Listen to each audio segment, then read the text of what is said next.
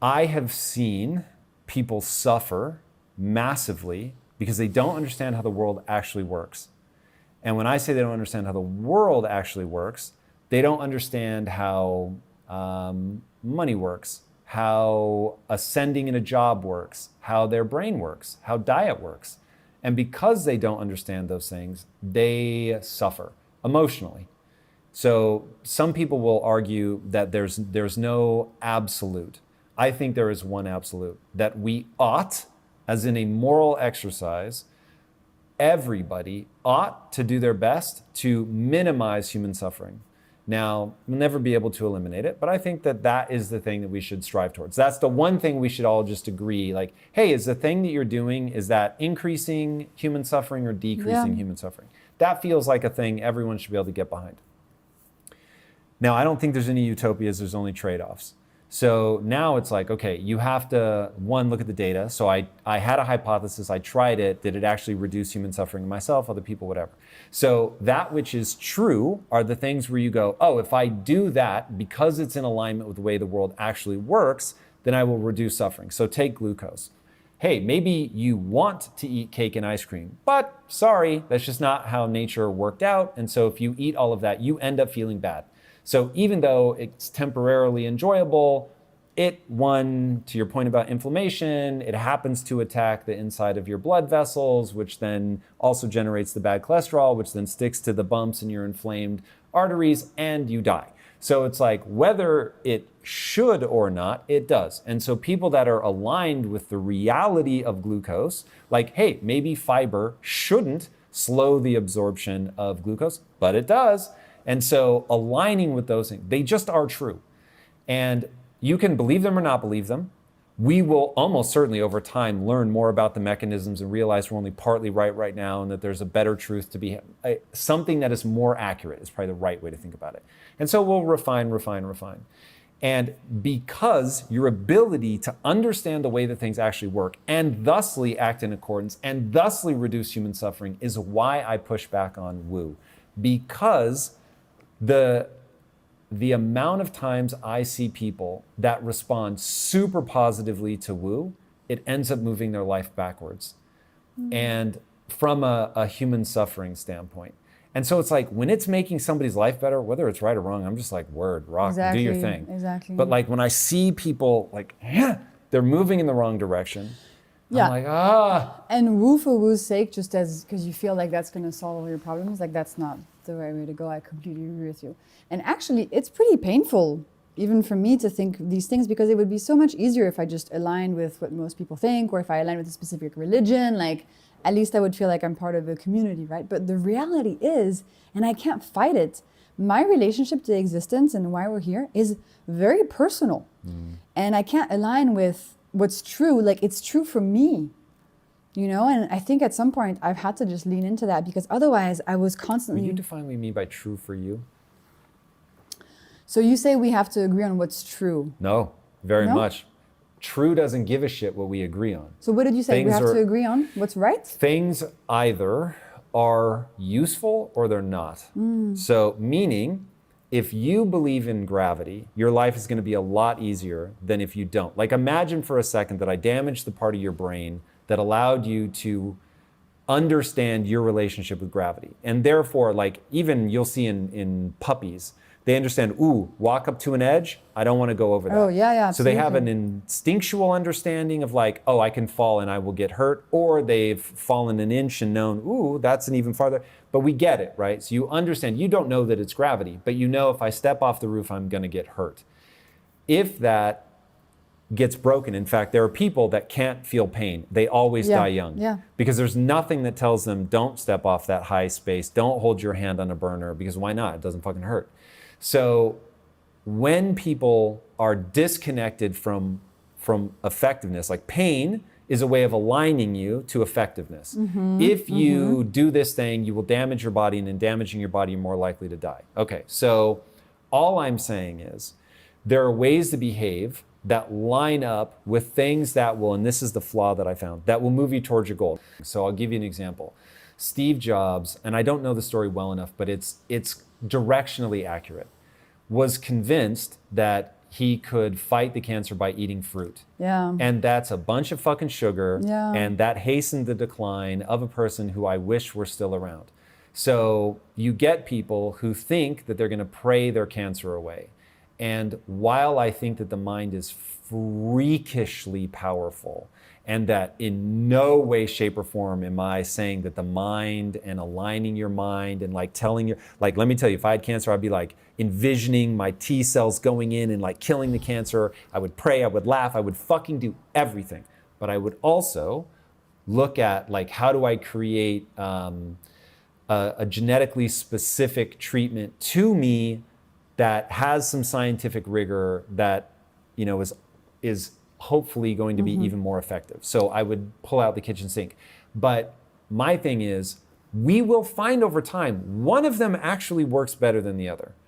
And to not continue to want to figure out what really works, like if I hear somebody use the word quantum and they mean magic, I want to punch through the TV. I'm like, the fuck? Like, I get it. Or let's just throw AI at this, it'll work. You're not Yeah. shit like that.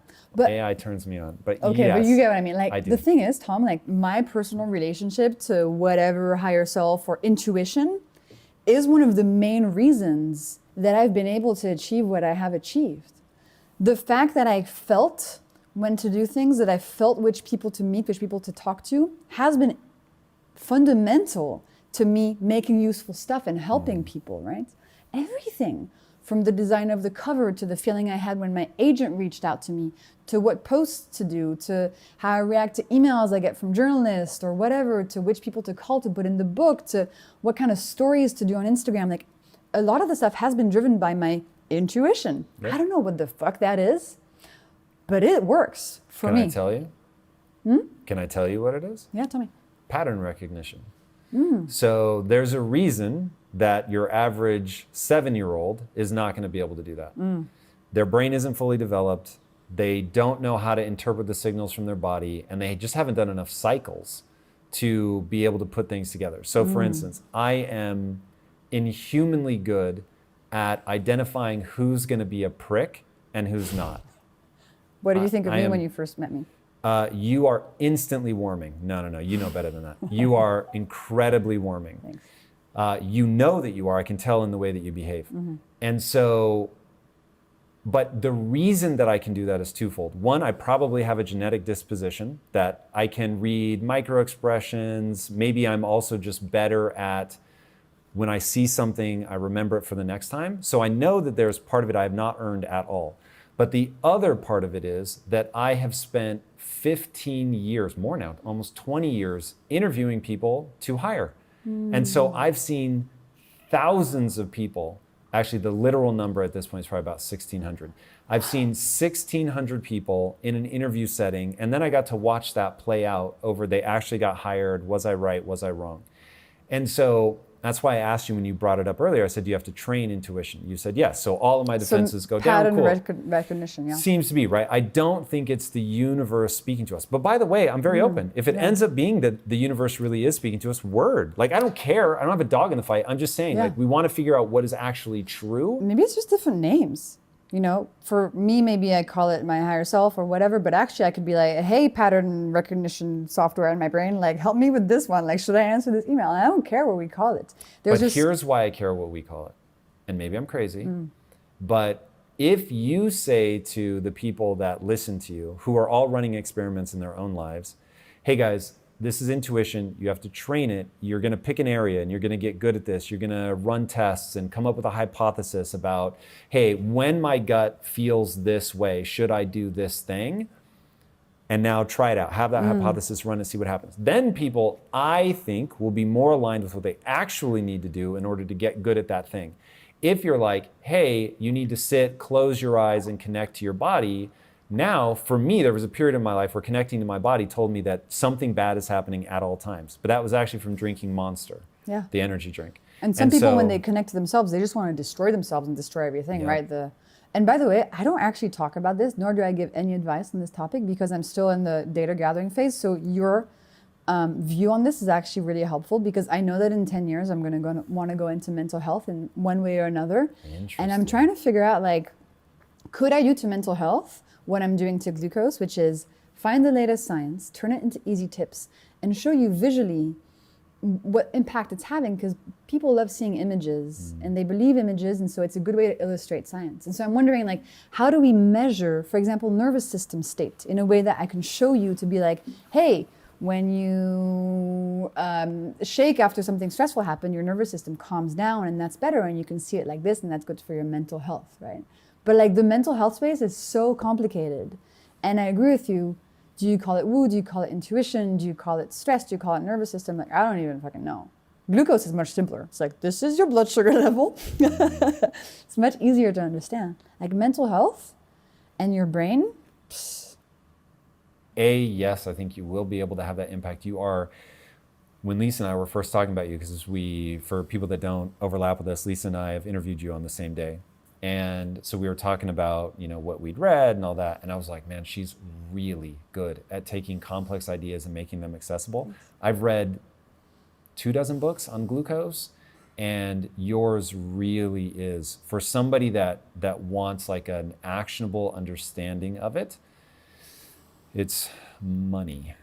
So you applying that same idea to mental health, I think, is incredible. I also think that we're going to find that it's probably more related to diet, environmental toxins, and things like that than we want to believe. Not entirely, but... I think it's emotional processing. Like, how do you metabolize emotions? How do you move them? It's energy, it's like voltage going through your body. And that's something I've had to deal with the past 10 years, because otherwise I get overwhelmed. So I've had to learn to ground and to shake and to take cold showers to train my nervous system to be more resilient, etc. I think that's the direction I'm going to go into. Like easy tips to make your nervous system more resilient, so your mental health is more resilient as well. Yeah, that's really interesting. What draws you so much to mental health?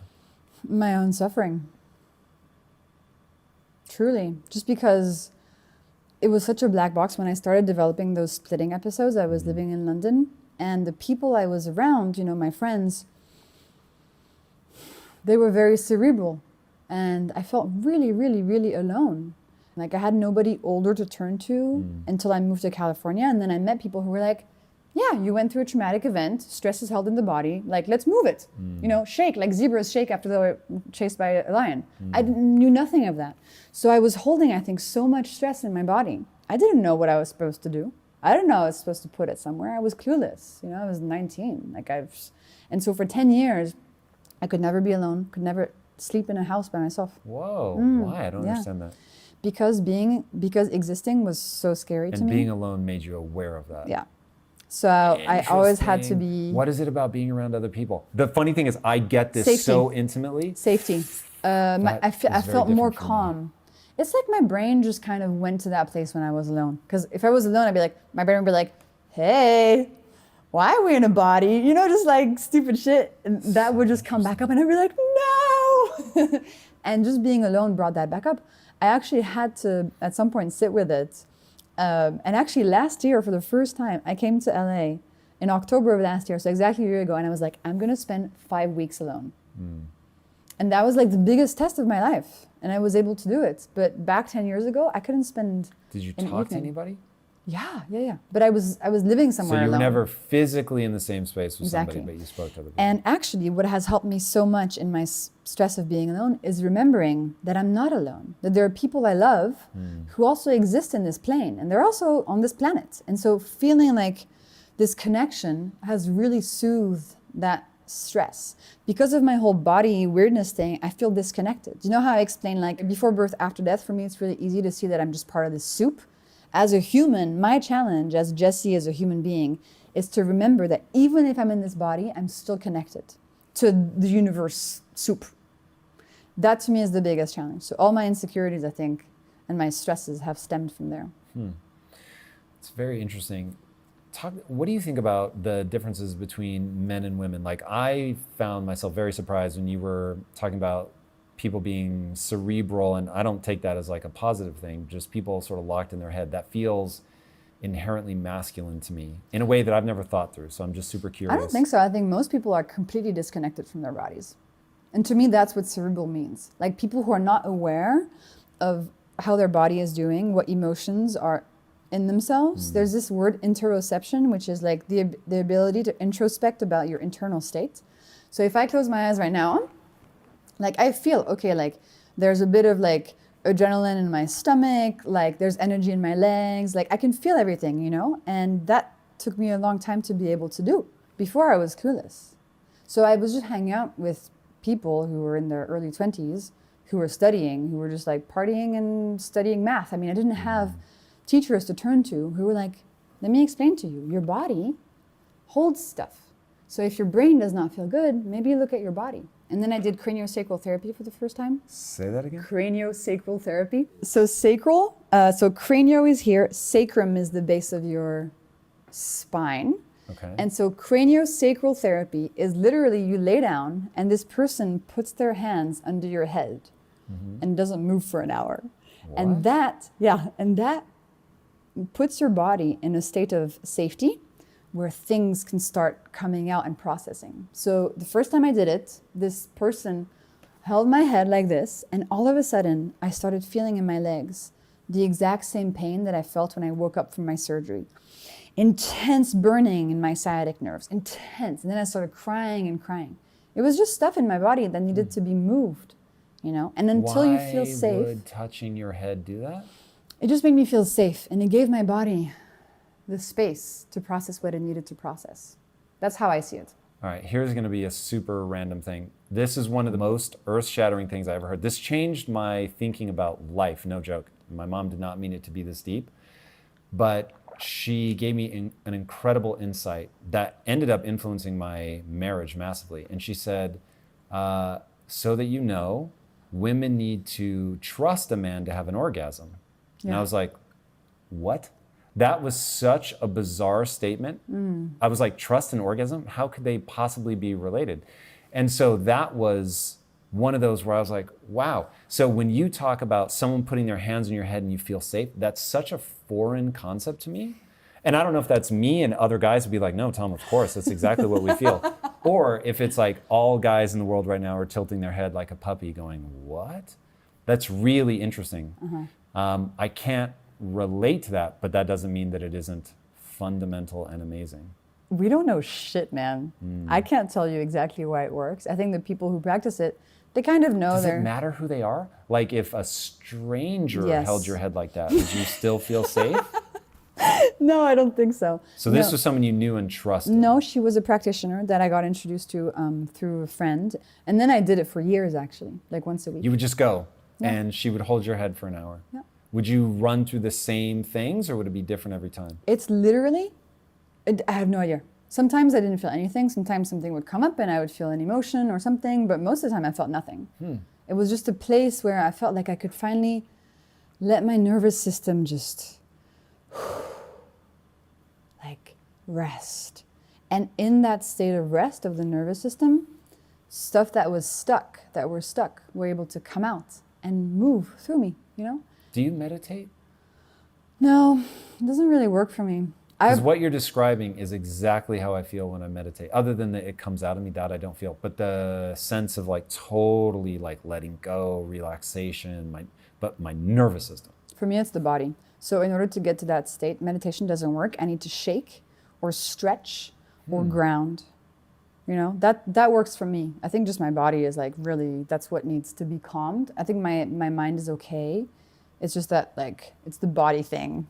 That, you know, when you go through something stressful, you can lay down and put your feet against the wall and lay down on the floor and just kind of bounce off the wall.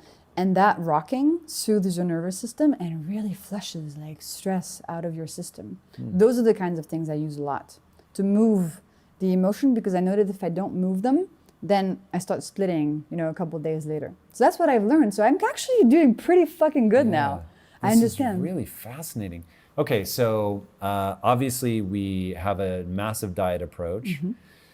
I can't remember the two words, but cranial something therapy. Well, I mean, that's just one thing I But did. I'm just trying to go through some of the things you do here. I want to see if there are more. I do shaking. Bouncing, shaking, I do stretching. grounding, stretching. Definitely avoiding glucose spikes was the number one foundation for me. I journal. I sleep as much as I can. I try not to drink alcohol. And I spend time with people that make me feel safe and peaceful. And I sing. That really helps me. The vibration, like, ooh. My wife, who can't sing to save her life, sings and loves it so much. Yeah. It is really interesting. It's really interesting. So you guys both need to move your bodies, though, in very different ways. I need to still my body, Yeah. which is interesting. I need to be in the dark, eyes closed, completely relaxed. And this is the one thing that it sounds like woo, but there's almost certainly something to it. You're like, don't worry, guys, it's not woo. No. Whatever is true is true. Yeah. Please understand that if tomorrow I realize that all of the things that they're saying are accurate, I will get behind them 1,000-fold and be like, I was incorrect. It is only that I see people suffer when trying to chase that and it isn't adding up to anything. And my gut instinct is simply that person has identified something that works for them, but in the way they explain it, they make it mystical Yeah. rather than grounding it in something that somebody else can experiment with to see if it works. For me, for meditation, I can meditate in any posture, any pose, whatever. But the one where I'm like, if you'll let me cross my legs Indian style and rest my palms like this for people that are watching on my lap, oh my God, there's something about the energy circling, I don't know, but it feels so good. And then if it's pitch black when I do it, oh, wow. And if I really want to get to another level, it's pitch black already outside, and I can drape something like a t-shirt, a really soft t-shirt over my face. That is heavenly, heavenly. Like that, if I'm really stressed out, that is helps a you? silver bullet. It doesn't just help me, it is a silver bullet. It is unreal. That's so what that does. fascinating. If I'm really stressed out, I need to spend an hour on a rug kind of like this one and just stretch every joint in my body and just like move in to whatever tightness I feel and really just like, and that moves all the stress out of me. So interesting. Yeah, this is just like diet. People have got to experiment for themselves because sitting Well, the way that I sit we're works not for me. taught this, you know? But my wife does. I know. Yeah, this And is. in the same way that I think that all this glucose information, people need to know this. Like it's just basic. It's basic education to feel good. To me, this is the same level as drink water and get some sunlight. Like we need to know this. I want to also help people learn all these really easy tips, whether it's meditation and doing that, whether it's, breath work or whether it's shaking, whatever. Like we need to show people that it's not scary and it's easy and there's a scientific reason that it works. And then you can really find these tools that make you feel better. And that's what motivates me. No, I love that. Talk to me a little bit more about inflammation. What is inflammation? Why is it so problematic? And how do we reduce it? So, when you cut your hand or something, your skin, and then there's a little hole and then it gets red around the hole, like that's inflammation. That's your body sending a bunch of stuff to help repair the cut. So it's a state of alert. It's a state of alert that your body goes into, and it's usually very beneficial. The problem arises when inflammation is chronic, so constant, and it's just not going anywhere. That's chronic inflammation. How do we end up there? So there's a few different pathways, but what I want to say is that today, 3 out of 5 people in the world will die of an inflammation-based disease. Like So, heart disease. heart disease. Are you calling cancer? Yeah, cancer is inflammation-based. Heart disease, Alzheimer's, cancer, type 2 diabetes, like they all have a massive inflammatory component. And for the brain, inflammation is also something that probably drives a lot of mental health symptoms, right? Because your brain is full of cells that are full of mitochondria that are very sensitive to all the stuff that can happen to them. So inflammation, lots of different things that can drive it. I mean, from not exercising to smoking to alcohol, whatever. But in the context of food, what happens is that if you have big glucose and fructose spikes, as I mentioned, like your mitochondria become overwhelmed. They create reactive oxygen species and free radicals, and then those lead to inflammation. Too much glycation also leads to inflammation. Too much insulin also drives inflammation. So it's just like a big concerto of lots of stuff that drive up inflammation. Stress drives up inflammation, everything drives up inflammation. So the more you can reduce it, the better off you'll be. And oftentimes it's just simple things. Exercise reduces inflammation, that's good. Enough sleep reduces inflammation. Avoiding glucose spike reduces inflammation, et cetera, et cetera. Yeah, this is one of those things that when I watch people struggle, suffer, whatever, it really does come down to a few simple things that you can do that now, because I interview so many people, just seems so self-evident. But then I'll speak to people close to me and they're just like, wait, what? That has that impact? Like what you were saying about ancestral fruit. It's like, guys, an apple today is not the same as an apple, 50,000 years ago. And when we begin to understand all these little insults and things that we do to our body, but if you want to like really help yourself, it's get plenty of sleep, Savory breakfast, savory breakfast, veggies first, get that fiber. moving after eating, no sugar in an empty stomach, some vinegar if you feel like it, if it floats your boat. That'll get you a long way, because if you start with a diet approach with these easy things, then your sleep gets better, right? So you can't just say like, okay, I'm gonna sleep more. Sometimes you just can't sleep because you wake up, you have a hard time falling asleep. And if you go the glucose angle, a lot of things fall into place. It's a really good place to start. That's what it is. It's a really, really good, easy, gentle, enjoyable place to start where you will feel the effects immediately. That's why it's so powerful. One thing I wanted to get back to is fat. So I am very concerned about people that store fat. I'm also worried about people that can't store fat, because I'm with you. Actually a lot, fat actually also is inflammatory. Exactly. Yeah.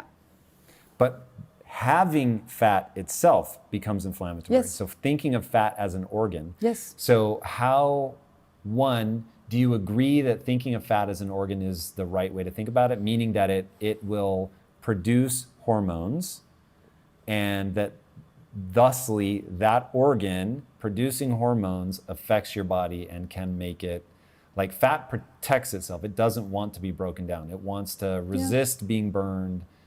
And if it resists being burned and it's inflammatory, as you begin to pack it on, and you even mentioned earlier that there are some people that they're never burning fat.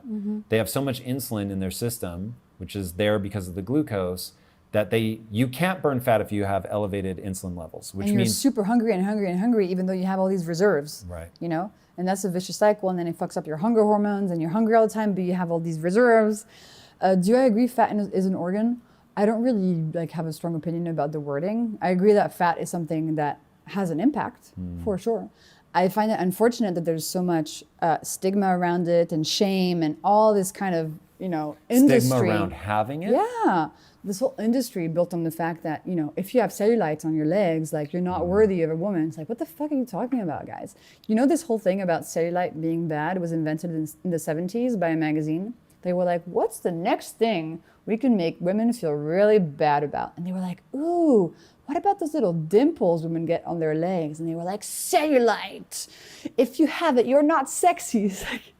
So anyway, the whole industry around it is really fucked up. Is it better to have less fat for your health? Yes, of course. But I don't like going after fat and being, if you're fat, it's bad, you should do something about it, because I know what it's like to be on the receiving end of diet culture and all the shame surrounding it. So it's not because you lose fat that you're gonna feel happier, and it's a side effect. Weight loss is good as a side effect, but I think the better way to go about it is to think about health, and then as a consequence, fat loss happens. Yeah, I sort of agree. So here's my concern. Nature has certain results on the brain. So the brain, as a result of evolution, for whatever reason, one, being lean feels good. Yeah. Now, I won't say, I'm not going to push it to skinny. Women should absolutely carry more fat, and you have to be very careful because you can lose your period if you get too lean. So this is not I'm not saying, oh, people should be wayfish or anything like that. But when you're in what from an evolutionary standpoint would be a quote unquote healthy weight, meaning literally from the inside out, not the outside in, but that you're a healthy weight from the inside out, you're going to feel better. Yeah. I don't want people to feel it's a moral decision, because it's not. You are not a better person if you lose weight. but you will feel better from just the going back to my thing about what is true. It is true that as you get your fat in order, you'll have a better hormonal profile, which will make you feel better. You will have lower inflammation. You'll have more flexible metabolism. There is 1,000 things that are going to be going right for you that are going to make you feel better. I agree with you. I think the only thing is some people go to very unhealthy extremes and follow like detox diets and shake stuff just to lose weight. And that's really what I'm against, the industry around shaming. You can get into a death spiral. There is no doubt. You know? And so it's just how you get at it. It's not coming from shame. It's coming from desire. Yeah, and look, I am well aware that people can get into really dark places pursuing that, but I think they're already in a dark place, and that just becomes the way that it manifests, not that that thing itself is the cause. Yeah. Now, man, trust me when I say I'm not downplaying the mental health crisis that I think we're going through right now, that I think is wildly exacerbated by social media. Oh my God, and all the fake body filters and stuff. And I have a half sister and she's 16, and just like seeing the world that she's growing up in and all the social media stuff and how she even filters her own face, like on posting stuff. It's just like, it's so toxic, man. It's really, that shit is scary. Yeah, it is. And I'm not sure what to make of that because I am in love with virtual worlds and being able to build a virtual identity. But I'm in love with it because I know how to use it in a way that doesn't become problematic. And you're an adult, you know? I am an adult. I don't know. That does inoculate me in some ways for sure. For sure. In fact, I don't know why I'm downplaying that. That's huge. And I am very glad that I did not have social media as a kid. That shit terrifies me. It's one of the reasons I'm very glad I don't have children. But yeah, so I'm super excited about what the future brings. In fact, before we started rolling, I told you I saw this tech demo today that was fucking unbelievable. Yeah. And so that kind of stuff gets me so hypey about where we're going. But at the same time, I know how quickly people can get a deranged relationship with themselves, technology, instant access to the world's opinions. It's tough. It's a lot. It's tough. But then again, everything I've built, I basically built on the back of Instagram. If I didn't have Instagram to start my Glucose Goddess account 3 years ago, I wouldn't be here with you today. To me, it gave me, first of all, feedback during 3 years, daily feedback from the community telling me what they like, what they didn't like, what's okay, what's triggering. Like I've just built my message and my content based on just constant feedback. I built my content like I used to build products in Silicon Valley with constant user feedback, right? And Instagram, if that didn't exist, it just wouldn't happen. So there's amazing sides to it. But also, I decided early on to not post any of my personal life on Instagram. People don't know who my friends are, you know, where I live. Like, it's just completely separate because otherwise, I think it can get very, very dangerous. And there's so much hate and stuff going on there. Whew. I've protected myself. It's crazy. I can already tell you right now, based on things I've said, you shouldn't read the comments on this video because, I'm not going to because wise. I used to have a Google alert that would send me an alert every time my name popped up on the internet. And Tom, I thought that it was my job. I was like, I need to see, I need to feel this pain. It's part of my progress. And at the end of the day, I was like, actually, like, this just is too no. much. Yeah, it's too much. Yeah. But I don't read the comments anymore. But getting some feedback is useful, but getting really unfiltered feedback is rough. It's super rough. I don't know that it's very helpful. No. And so I am simultaneously, like you, everything that we've done at Impact Theory is a result of social media. I could not be more grateful for it and the positive people I have encountered through social media. I'm very careful how I curate my feed. But at the same time, wow, is there an underbelly that is terrifying, and people can be so mean. Yeah. It's crazy. And look, I try to remember, if you're throwing that kind of darkness into the world, you're in such a gnarly place. I have never once put out like a negative comment into the world. I'm like, why would you do that? Like, that's dark energy. I don't want to be in that energy long enough to type it. Exactly. Let alone know how it's going to end up impacting somebody's day. That's so gross. But that shit is real, man. It is real. It is real. Now, I don't know about your Silicon Valley exploits. Oh. I only know about the Glucose Goddess aspect. Okay. So tell me about it. So before, actually, I first wore a glucose monitor 4 years ago, because I was working in Silicon Valley and we were testing a bunch of new devices. So I worked at 23andMe for 5 years. Oh, wow. Yeah. So to go take you back, so break my back, I'm in London, I'm doing a mathematics undergrad degree. Break my back, I'm like, okay, I want to go into health and understand what the fuck this thing is. So I study biochemistry in grad school, and then I decide I want to go to Silicon Valley because that's where the forefront of health is. In my mind, I was like, health tech is happening there. So I fall in love with 23andMe.